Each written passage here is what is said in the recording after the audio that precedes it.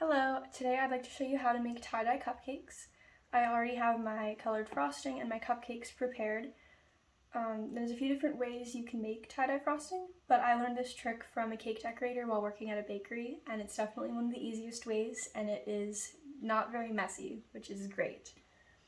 So, you need a piece of plastic wrap, and it's kind of hard to get it to lay down smooth. If you can do that, then take your frosting, one color at a time, and it's a little tricky at first, but you smooth it out over the whole thing just in a line. It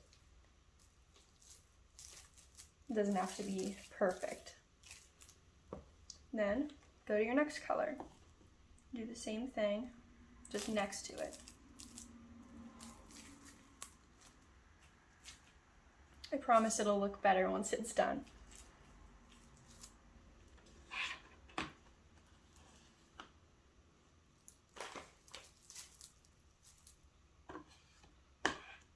I usually use 3 or 4 colors for this, but I just used the white frosting since that's what I had, and I just made the 2 colors. So then, once it's pretty smooth, you can move those out of the way.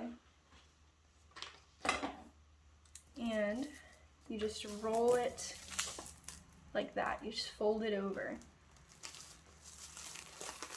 and pinch the ends together.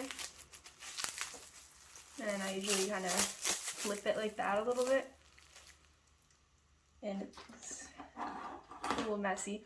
And then you just chop the end off. And the best part about this is you can put it right into your pastry bag.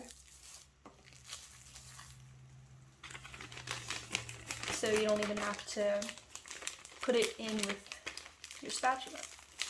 Then I usually just get a little bit of the extra out of the end. And then you're ready to do your cupcakes.